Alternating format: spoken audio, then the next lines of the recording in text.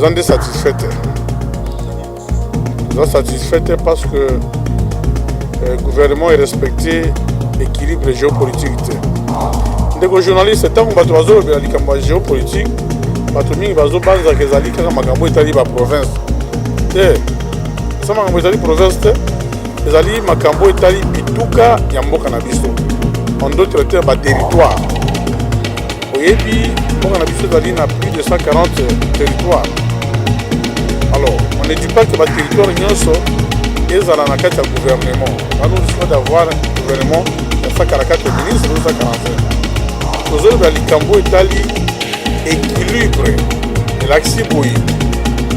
Ceux qui n'ont pas Songolo, le territoire Songolo, qui représenter le gouvernement, ceux qui remaniement et salé. Pas qu'à savoir dans le territoire pour écouter. C'est ça qu'on appelle l'équilibre géopolitique. Mais ceux qui ont constaté bien, le gouvernement, il y a son excellence, c'est ça, l'équilibre de salinité. Et dans un niveau, il y a géopolitique. On a établi.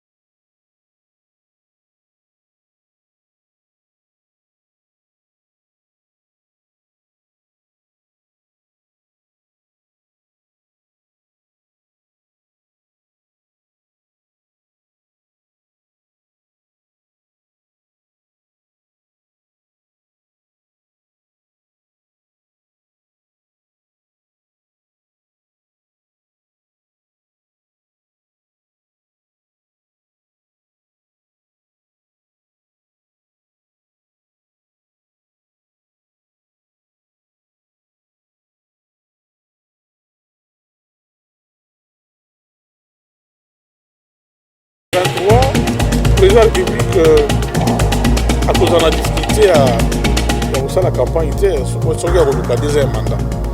Mais les Cambouillobassou, qui ont la priorité, les copains les alliés point de vue, ils ont concerné à FIDC et alliés. C'est mon point de vue. En tant qu'acteur politique, en tant que moi, en Congo, moi, en Mboka, je peux s'accanda. Le gouvernement est bimi, dans les réseaux sociaux. Les ministres sont les Congolais, les Rwandais. Les ministres sont les Ougandais, les Congolais. Tu sais pourquoi? C'est parce que les Congolais ne sont pas identifiés. C'est ça le problème. Mais le problème, il y a essentiellement l'identification des Congolais. Comment pouvez-vous imaginer que Mboka Mouné, le Mboka Nabiso, nous nous retrouvons sans carte d'identité, sans être identifiés, mais ça c'est un problème sérieux de mon corps. Si vous avez identifié, recensé, vous avez dit que les Congolais vont combien? Ils ont engagé territoire Nangaï Koutou, Yakoumou, les ministres, ils ont un mandataire. yebisaka na kodefendre mokonzi ya mboka mpona nini mpo apesaki biso bamilise apesi biso bamandataire nde nazodefendre ye to mpe naza conseiller na ye to mpe naza mpe na parti politique na ye te nazoloba na intérêt général ya mboka. Moi je pense que ce gouvernement doit travailler en priorité pour accorder au peuple congolais son identité. Deuxième chose, il faut connaître nous sommes combien au Congolais et les étrangers sont combien. C'est ça notre démarche. Ça veut dire que oui, toujours qu'il y a une réforme à CENI, pour nous avoir animateur à CENI, nous avons une réforme à cour constitutionnelle. C'est bon. Nous avons toujours animateur à SICA. Mais dans CENI, oui, on a fallu audit à CENI. Mais avant tout le la likambo, likambo ya animateur à CENI. Toboyi na CENI tous on a infiltré les sous. Hein? Ba Congolais demi-mesure. To ba okota na CENI. To kende na recensement. To kende na identification ya population congolaise. Partout tozwa ma carte d'identité. To yeba pe armée na biso na combien de généraux congolais. Hein? RCD ayaka na ba étranger combien d'armées? M23 ayaka na combien des étrangers dans l'armée? MLC azaki accompagné na rébellion na combien des étrangers dans l'armée? Hein? AFDEL ayaka na combien de Congolais, des étrangers dans l'armée congolaise? Et puis l'armée na biso na combien de personnes? Biso moko ba Congolais en général toza combien? La peine à l'ina yeba mon territoire de Congo a une population de combien d'habitants? La province de Sinoubani, ils ont combien d'habitants? Secteur Nangaya Mwanda, riveraine, ils ont combien de populations? Mbote Nabino Baimboka Balandi ya Zoom Congo Plus, magazine Moro Kitoko, magazine Ekolo Congo, vous allez permettre na bana mboka ba ko se retrouver na makambo etali politique ya mboka pe makambo etali vie sociale ya population na biso. To misana toujours na magazine na bino ko yambela bino bandeko bazana makanisi ya kopesa pour na avancement ya mboka na biso lokola mo mesano. Je pense que beaucoup d'ako mesana ye nani wana mwana mboka Jean-Franck Lilakako wazali cadre monene kuna na FDCA FDCA ya ndeko Batu Lukwebo azali pe président ya bandeko ba kotala beaucoup plus ngambo ya nord Ubangi voilà donc on a ngambo batamai je crois que ton simba pe moi li solo ya bandeko wana mais les autres beta muke li kambetali ya géopolitique ndenge nomination esalamaki mais ba province belé et se retrouver te ezali moko ya kokoso o mingi ba kolela na yango li kambope ya bandeko député o bali ko réclamer que bah se retrouver par rapport ya ndenge ya lit na bango o bazaki nango na ba promesse o bazwaki que ba kozana kata gouvernement mais bah se retrouver te. Alors moi na mboka ja de ka kombote na yo mbote ndeko journaliste lelo to yambeli susu na Zoom Congo Plus ezali pona to solo la masolo ya mboka mutuna na biso ya biso to retourna yo gouvernement oyo ezelamaki tamolai que ceux qui ont nommé Premier ministre dans laps de temps, le gouvernement est Kobima. Mais tout le monde, le gouvernement quand même est 8 mois de temps. Enfin, de compte, le gouvernement est bimi. Vous allez satisfait na la sélection, il y a bandeko ou batsami na kata gouvernement ou pas? Ah, ndeko. Mutuna ngo ezamo akokoso. Vous allez satisfait ou non? Ezana mo makambo ebele. Likambo liboso Nazali satisfait parce que le gouvernement est bimi, c'est le gouvernement de l'Union sacrée. On a les allégués et l'autre bâtiment sur la et bima parce que Mboka est longtemps bloqué, Makamozo tambolate, ils ont une économie, ils ont une sociale, ils ont la peine politique et on a période de bilingande profit à Moïbi, ils ont moins mingi. Donc c'est pas le gouvernement est bimi. Mais dit d'autre part, tous en satisfaits. Nous sommes satisfaits parce que le gouvernement est respecté l'équilibre géopolitique. Les journalistes, tant que nous avons la géopolitique, nous avons banza kezali kaka makambo etali ba province.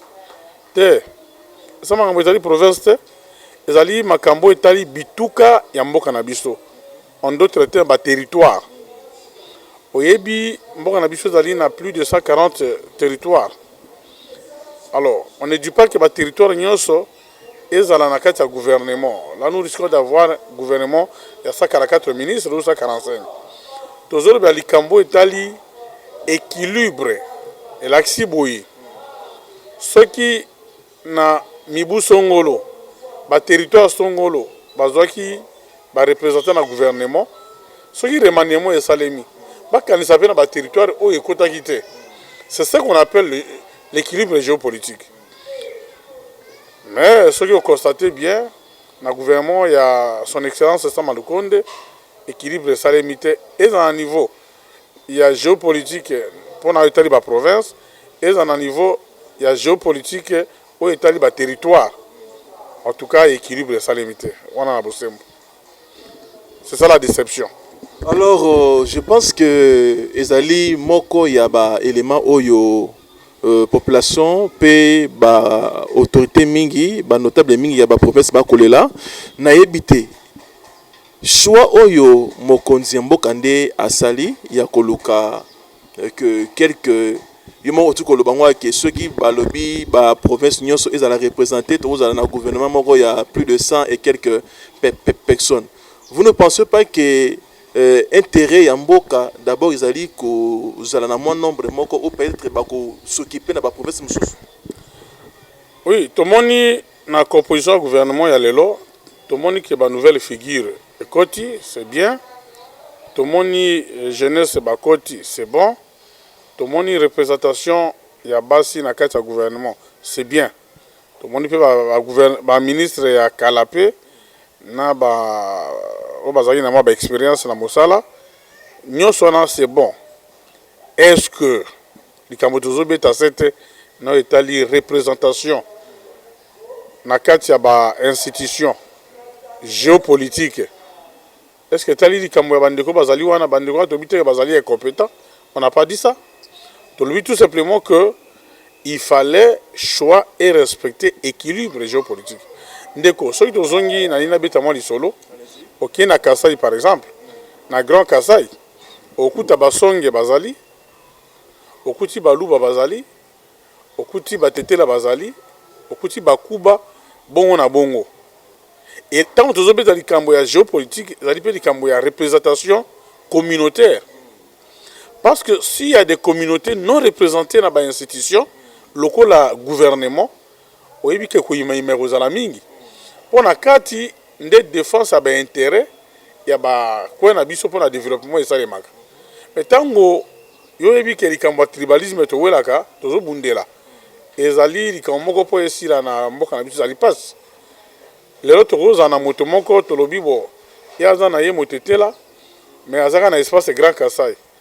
Mais tango abandi ko diriger ba action na ye à l'interne, ako diriger ngo na ngambo na ye.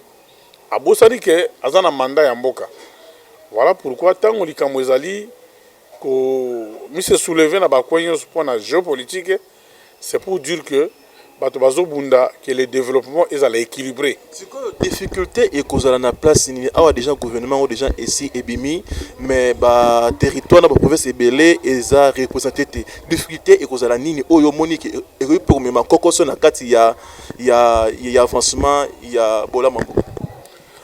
Bon, difficulté et kozala mingi penzate na tel point que mon konzamboka autopesa ki mandat national, mandat ya peuple, ozali garant ya fonctionnement ba bonne ya ba institution, hein, ozali garant ya fonctionnement malamu ya ba institution, c'est ce que je voulais dire. Asili ko tia mokolo to na ye et l'on a de ça malukonde gouvernement ebimi. Mais pourquoi ce que tu as sous ce qui va soulever moi et banda ko bima ndenge ba inquiétude de ministres de part et d'autre. Très rapidement moi je proposerai na mokonzambo kana premier ministre na gouvernement na ye ba ça la réparation. Ba ça la réparation constitutionnelle, ça veut dire que ba ça la mea culpa. Ko senga moi bolimbisi na ndenge ya ko bongisa likamwango. Et ni koloba que na ba entreprise il y a lié à ko réparer.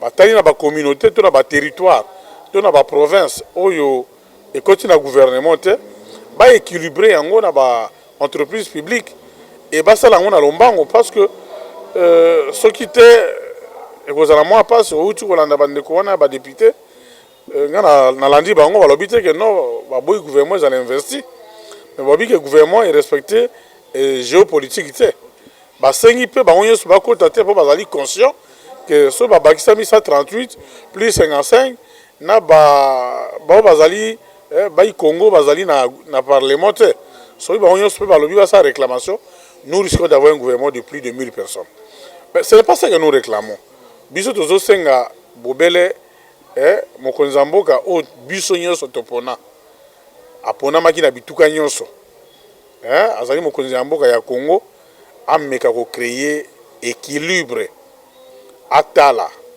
na baterritoire oyo ezalaka na mécontentement na baprovince oyo ezala mpona nini ndeko bato mayele bazali kaka na este bazalaka na west te na Congo central bato mayele bazalaka te bongo na Guinée équatoriale bato mayele bazalaka te bongo soki bazala na Guinée équatoriale bongo kaka baterritoire bobele baterritoire wana nde bazongaka baterritoire mosusu ezalaka te. Est-ce que ozomona makambo ekoki kosala ke crise ezonga lisusu oyo tozali koéviter ezonga lisusu tozo préconiser crise te parce qu'il y a encore le temps ya koréparer yango. Je sais que mokonzi ya mboka azali entouré na bato ya bwanya ye moko mpe akoli na ekole ya bwanya ya politique azali moto oyo tomoni na miso na biso mibale que ati motema mpona changement ya mboka. Je crois que bambela nyonso wana ako réparer yango eza na eloko moko nasepelaki ntango abengi bandeko na biso badepute ayebisi bango ke mosala ya député ezali akokoma ministre te. Ça c'est vrai parce que badepute bazalaki élu mpona ntina moko conformément na constitution kopona mibeko kosala mibeko et puis kocontrôler gouvernement na bainstitution mosusu lokola baentreprise publique mais ebele ya bandeko bazali badepute babandi koperdre sens ya pourquoi bakomaki badepute ntango bazolinga batika mandat na bango ya député alors qu'il y a beaucoup à faire pour la réforme ya institution parlement et puis komeka kosécuriser nos lois qui ont été votées bazolinga kotika institution yango c'est qu'il y a une cause oyo eza malamu te c'est que kolongwa na institution munene oyo ezali parlement oyo ekontrolaka gouvernement kotika yango mpo oyo na gouvernement mpo bakontrolaka yo c'est que baobjectif eza mabe mais biso toza kuna te na po wana totikeli mokonzi ya mboka biso tolobi tout simplement tout congolais azali égaux tout congolais azali égaux ça veut dire que na bosembo nous avons tout intérêt ya komona que équilibre ezali partout eloko tosengaka yango mais badepute bazali koréclame toujours na kotala réclamation na bango c'est comme si gouvernement ya Sama Lukonde ekoki kozala inversité mais soki batelemeli donc kotsama na misala ya gouvernement au moins que non ça le deux chambres non akoyisa les deux chambres te parce que ce n'est pas concerné te mais soki crise ekoti moi mbilinga mbinga kokoma nous risquons d'aller dans le dialogue. Pourquoi? Parce que ce qui crise est persistant entre président de la République, institution, gouvernement plutôt. Où le président de la République azali moko ya pilote dans le gouvernement, na Assemblée nationale, je crois qu'il y a lié à dissoudre. Mais pour dissoudre, il faut concertation entre président du Sénat, président de l'Assemblée, na gouvernement. Or, na moment où il y a un gouvernement, parce que le gouvernement il est un démissionnaire. Le président a bien premier ministre pour assiéger pour traiter la dissolution de l'Assemblée nationale. Le gouvernement Sama Lukonde est inversé, donc ils ont la compétence de traiter les affaires de l'État tant qu'ils ont investi conformément à la Constitution. En ce moment-là, il y aurait une décision express. Il y a le président de la République donc à ressaisir notre conseil, notre cour constitutionnelle pour bameka kopesa ye makoki soit Assemblée nationale azwa mission spéciale soit bapesa ye nzela mpona koluka dans quel moyen ya diriger mboka. Donc le député wana bazoninga komema la non investiture à gouvernement et vous en a conséquence makasi pour na Congo. Or nous devons nous unir biso nyonso ba congolais ko barrer route na démarche ya bandeko wana ezali démarche ko faire avancer mboka te. So biso tozali komi s'inquiéter ezali pour na ko bloquer évolution ya mboka te, mais ezali tout simplement ko loba que non. Bon, bazali nommé, ils sont là, ils vont travailler pour le pays, mais il y a lieu de réparer parce qu'il n'y a pas eu respect à l'équilibre géopolitique. Mais Bango peut réclamer que la promesse Bango, c'est comme si respecter Pangote, ça quand même une raison, il y a qu'à réclamer. Mais raison c'est qu'il y a autant là, intérêt pour la population à Kati jusque-là, exacté. Tant qu'il doit. Bon, on a eu la promesse de Bangote, mais je sais que dans ce gouvernement, il y a beaucoup de députés et de sénateurs. Bazan à Kati. Dans le gouvernement, on a presque 30%. Il y a des membres du gouvernement, des députés et sénateurs. Je crois que ceux qui ont réclamé, peut-être va réclamer l'Olingue na bango malamu akosala mosala, va réclamer peut-être sécurité, il y a des missions parlementaires na bango, va réclamer peut-être augmentation ya ba émolument na bango, mais je ne pense pas qu'il y ait une promesse spéciale, spéciale pour la bango, au détriment du peuple. Député national, azana mandat naïe. Est-ce qu'il est important qu'un mandat naïe a qu'il y ait un gouvernement? Est-ce que le Congo est 500 députés? Pour un peuple, il y a 80 millions d'habitants? C'est quoi 2 ans, 3 ans déjà en Goyo, jusque-là? Tout le monde est là, tout le monde il y a IDPS, Article Senga, ceux qui moyens allés, Babandela, donc, Babana compter mandat du président de la République à partir de l'investissement et du gouvernement. Est-ce qu'il y a une raison? Aza libre, c'était un Congolais. La Constitution a garanti la liberté d'expression, a mis s'exprimer. S'il y a une telle question, donc, il faut pas soumettre à un référendum populaire. Pas tout le peuple. Le peuple indé, après ça qui président de la République, mandat il y a 5 ans. Ce peuple a estimé que non, 2 ans, on est les Grecs qui sont allés à Pamba, tout Baxelo 2 ans, et cause de la décision, il y a un parti politique, et cause de la décision, il y a une chambre, il y a un parlement, et cause de la décision, il y a des députés, tout les sénateurs, et cause de la décision, il y a un gouvernement, il y a un côté. Et ça dit décision, il y a tout un peuple. Il s'agit de l'avenir d'un peuple. Je crois que question à Bongo, ce n'est pas encore à l'actualité. Ce qui est dans l'actualité, on demande aux députés, base de conscience, d'investir rapidement le gouvernement Samalukonde. Et puis, toujours ce qu'on appelle la présidence de la République, à réparer l'équilibre géopolitique. C'est-à-dire, à la territoire, comme mon territoire, de Congo par exemple, n'a jamais été représenté dans l'institution, ni dans l'entreprise, ni dans le gouvernement. Nous avons qu'un seul frère n'a jamais été représenté. Jamais. Depuis l'époque, il y a Mobutu. Non, depuis arrivé à Fidel, Tilelo, jamais représenté dans le gouvernement. Jamais, je vous dis, jamais. 0 ministre, 0 mandataire public, 0 ambassadeur. C'est parce que nous pouvons botter les marathés, ou bien boire un bateau, il y a le botter les matins, des journalistes, parce que nous avons 4 députés nationaux, 6 députés provinciaux, nous avons des intellectuels. Nous avons un territoire à Congo. C'est ce que Zali Fassoua côté les mains. On a fait des mémos, on a écrit, donc rien n'est pris en compte.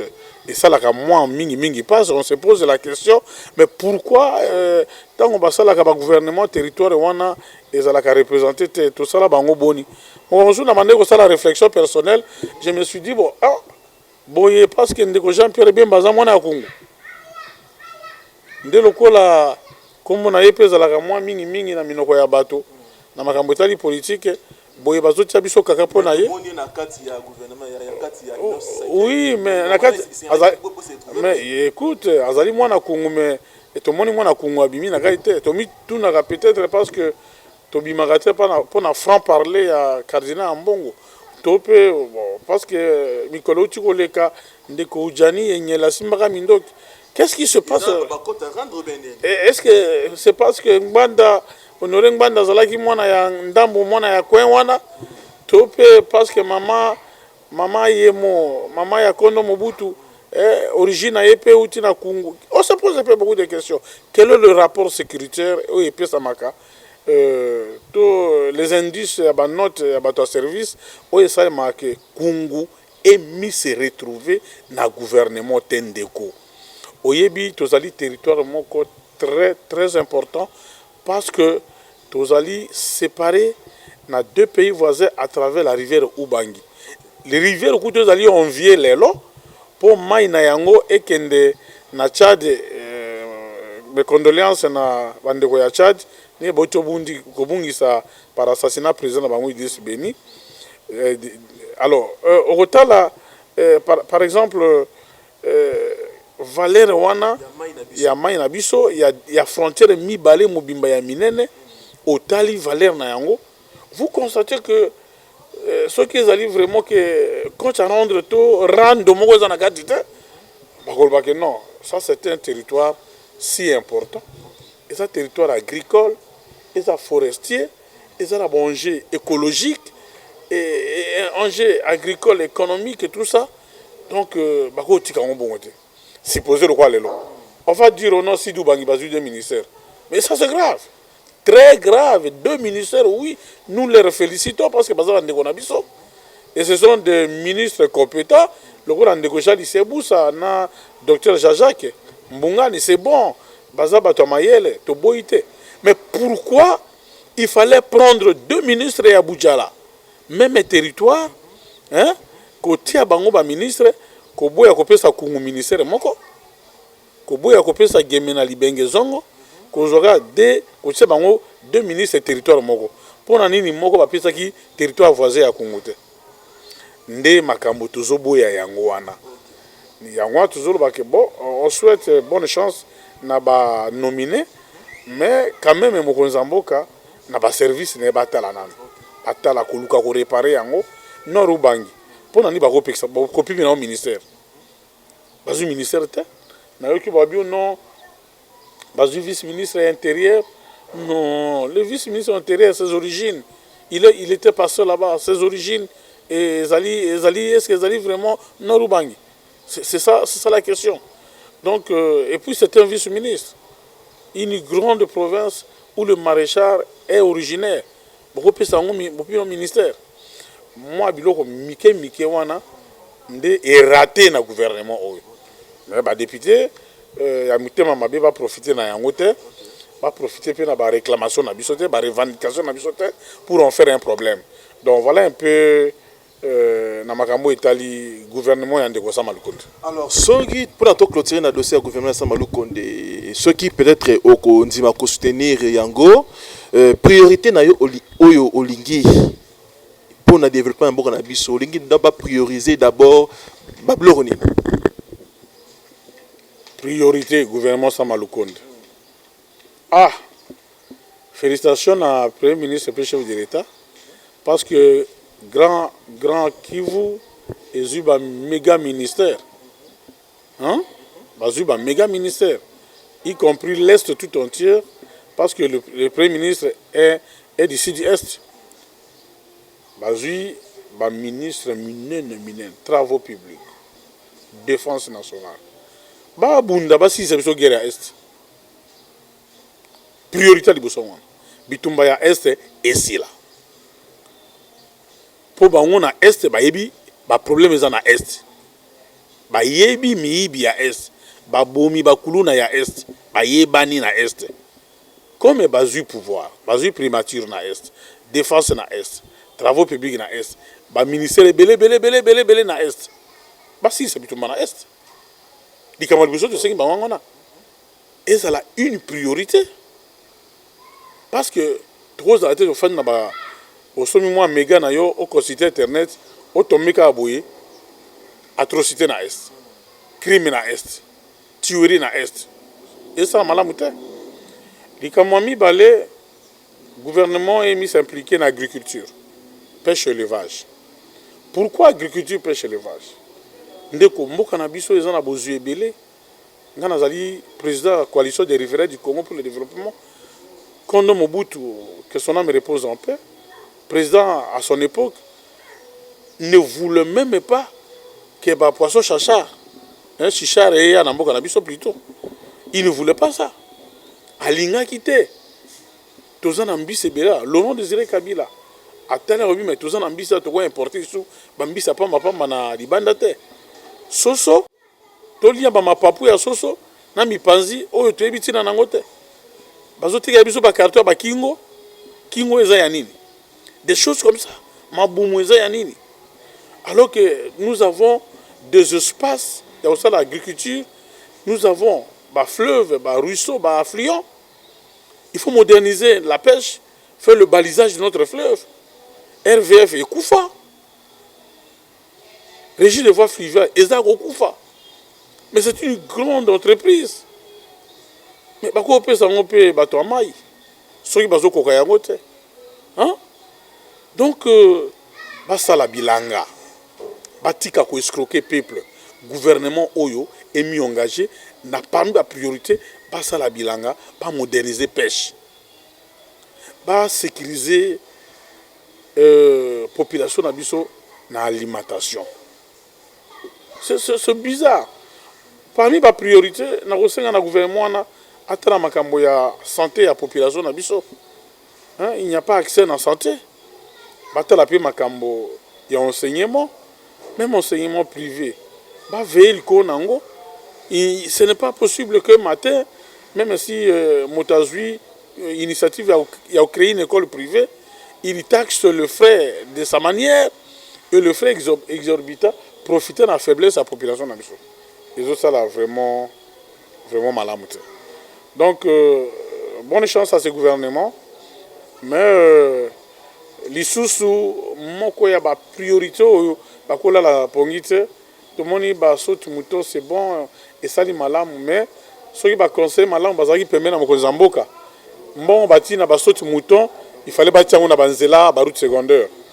Donc lelo moi je vais demander na ministre des travaux publics et na premier ministre et le membre du gouvernement batala vraiment conseiller sa embouteillage. Pour moderniser la ville à Kinshasa. Quand on dit que les lois, il faut tout le la makamboya bopeto, kini bopeto na Congo, mais tant qu'on banzela ezate, ba rigole, ba canalisation ma ezalité, ba mitukela na balabala, banzela ezako kufa, ba embouteillage, ba tozo kota ba balabala, soki ba moderniser kaka. Tala lokola gouverneur Kimbuta. Tant bongisi moi matonge kaka. Ati makadami na banzela matonge. Motako kota awa bimikuna. Alors ce qui les lots basali ba route secondaire. Ba tiango moko ya ba priorité. Je crois que même en 2023 le président de la République à cause de la difficulté à la campagne était supposé que deuxième mandat. Mais likambulo basu kana ba priorité. Ndeko pona ngai ezali point de vue nanga. Ils ont concerné AFIDC et Aliété. C'est mon point de vue. En tant qu'acteur politique, en tant que moi na Congo, moi na Mboka, ils ont fait sa kanda. Au moment du gouvernement ebimi, batomosu ba nikolo na ba réseaux sociaux, te ministre songola azali congolais te, aza rwandais. Ministre songola azali ougandais, aza congolais te. Tu sais pourquoi? Mais c'est parce que les Congolais ne sont pas identifiés. C'est ça le problème. Mais problème, il y a recensement d'identification des Congolais. Comment pouvez-vous imaginer que Mboka Mouné, Lokola Mboka Nabiso, nous nous retrouvons sans carte d'identité, sans être identifiés? Mais ça, c'est un problème sérieux. Tout sérieux, Tebiso Moko. Ceux qui sont identifiés, recensés, tu yebi ba Congolais bazalaka combien? Mais bandeko mingi batelemeli likaniso ndeko na ngai engagé ndeko territoire na ngai kutu ya Kungu ezu ministre te eza na mandataire te na yebisaka na ko défendre mokonzi mboka pona ni po apesa biso ba ministre apesa biso ba mandataire ne nazo défendre ye to pe naza conseiller na ye to pe naza pe na parti politique na ye te nazo ba na intérêt général ya mboka. Moi je pense que ce gouvernement doit travailler en priorité pour accorder au peuple congolais son identité. Deuxième chose, il faut connaître nous sommes combien au Congolais et les étrangers sont combien. C'est ça notre démarche. Ça veut dire que oui, toujours qu'il y a une réforme à CENI, pour nous avoir animateur à CENI, nous toujours une réforme à cour constitutionnelle. C'est bon. Parce que toujours animateur à SICA. Mais à CENI, oui, nous avons audit à CENI. Mais avant tout l'obéla likambo ndeko likambo ya ba animateur à CENI. Toboyi na CENI tozo ba infiltrer lisusu. Hein? Ba Congolais demi-mesure. O ba okota na CENI. To kende na recensement. To kende na identification ya population congolaise. Na armée na banini na partout tozo ba carte d'identité. Toyeba pe armée na biso ezana combien de généraux congolais. Hein? RCD ayaka na ba étranger combien d'armées? M23 ayaka na combien des étrangers na armée? MLC azaki accompagné na rébellion na combien des étrangers na armée? Hein? Afidèle ayaka na combien de Congolais des étrangers na armée congolaise? Et puis armée na biso na combien de personnes? Biso moko ba Congolais en général toza combien? Ngape na lingina yeba mon territoire de Congo a une population de combien d'habitants? La province de Sidoubangi, ils en a combien d'habitants? Secteur Nangaï ya Mwanda, riveraine, ils en a combien de population? Ça nous préoccupe. Mais comment tu causes ça l'assemblant na yango? Glissement c'est quoi? Glissement zanini. Nanga en 2016, Azaki est capable d'organiser les élections. Hein? A même glissement il y a 2 ans. Congolais a gangate. On va soulever qui moto, batu ba kufa. Procès n'angwezo ça makutu te.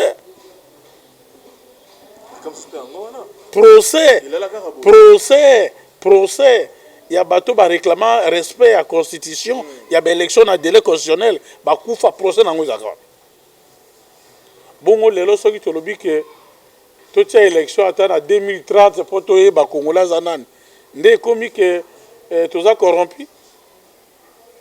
Ngai banda mokonzi mboka komi président de la République. Est-ce que Nazui attend mais anaye moko? Hein? To pata naye moko? To makuta naye? To ba pesinga un poste? Je ne le dis pas aussi pour réclamer un poste. Nazo senga pe poste te. Si poste koya, je suis congolais, je suis capable de l'assumer. Mais ici, en tant que Congolais, je suis dans mes droits constitutionnels, liberté d'expression, je m'exprime pour dire que avant de parler sérieusement élection, na 50 oyo, réfléchissons la population congolaise. On nous dit chaque jour à l'Est, bato bakoufi ebele, bakoufa combien, batikali combien. C'est ça le problème.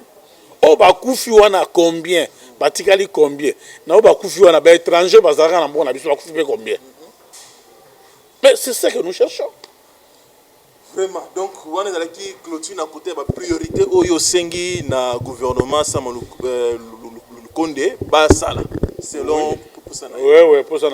Alors, tu vois vraiment na souka moi na mboka Jean-Franck Lilakako, Baimboka Baolanda, peuple Congo Baolanda, même na mukili mobimba, liba na mboka. Bangi bayeba message ni doit lancer na peuple congolais par rapport ya gouvernement Sika, par rapport ya Nicole Otto Tkenango, tu as kende nengi marche mboka isa ko tambola. Message au peuple congolais ba ko simba ya mwana mboka Jean Lilakako ezalini. Jean-Franck Lilakako azosenga na bana Congo bisika nyonso bazwami. Message na ngai yango. Depuis 1960, tozwali panda ti lelo mboka na biso ezali envié na ba puissance extérieure. na tina na mai na biso, ils ont envié na tina ya bazamba na biso, ils ont envié na tina ya kita na biso na se ya mabele, autrement dit minéraire, ils ont envié na moi na biso, ils ont envié na nyos. Parce que tout ce qui est au monde, le Congo a ça. Mais aujourd'hui, pour la première fois, encore après Kassavo, un président non douté d'origine. Parce que, tant qu'on m'a certains ont dit que c'était soudanais, non, c'était camerounais, tchadien, Tiaki Okufa, origine est toujours douté. Laurent Désiré Kabila, moi, Namboka n'a pas traîné. Ndeko Joseph Kabila, oh non, Aza Congolais, ça pour ça, oh, t'es Aza étranger. Bon, toujours, si vous avez un limité, Toyebi, papa, et Tchèque. Toyebi, maman Marthe. Toyebi, Ndeko Naye. Toi, tu es assez, toi, tu es assez, toi, zinga mwana mai, toi, entouré, toi, le belé, la vérité en face, toi, tu as rebundi ça y est, toi, à la simanaye, toi, le belé, la vérité, mwana mai, Kendeli Bosso. Mais bon, ça n'est pas. Au lieu de tout la biso, tout les mindoki, parce que maintenant c'était Congolais à la tête du Congo, un Congolais 100%. Donc nous connaissons là où il a commencé l'école primaire, les humanités, tout son parcours, toyi baninga naye, place à Betabale, toyi binyo sonyos. Alobaka linga la malamu, alobaka minoko munoko ya ekolo naye, et azana baninga ya Congo. Totika babiloko ya pamba pamba to entouré mokonzi mboka, mais tozwa courage ya kofinga kaye na babitando mikete, tozwa courage asali mabe to luka ndenge ya komona ye poto yebisa ye bongisa awa, parce que quand une famille n'est pas unie, elle devient faible. Je voulais dire ça pour conclure. C'est par l'unité des Congolais que le Congolais deviendra très fort et puissant. Et nous aurons un Congo émergent. Unissons-nous autour de la valeur républicaine pour que les Congolais soient décollés, pour que le Congo décolle aussi, et pour qu'il y ait émergence. Dans le balisou suni ndeko, bolingo ndeko tongamboka na biso. Lobananga ya suka ya. Baimboka, je pense que boyoki makanisi kitoko ya mwana mboka wazali cadre monene kuna na AFDCA ya mwana mboka Bati Lukwebo apesi makanisi na ye par rapport ya politique ya mboka les ali kotambola tolandi na bokebi soki boza na ba mituna boko mena na ben numéro uzali affiché wana to luka e pona a répondre lisusu na bosenga na bino. Merci na ndeko wazali kuna na régie to moni kuna na sima caméra ndeko na biso Moussa Beya. Donc, sans oublier la coordonnatrice Belette Audio, na bande Congo Plus. Bilo ba na biso en partie il y a YouTube na biso sur Congo Plus TV, bo s'abonner pour à chaque fois makama bien ils allaka préparer pour na bino. Donc tout est toujours branché connecté na magazine na bino École Congo. D'ici là portez-vous bien, à la prochaine. Merci.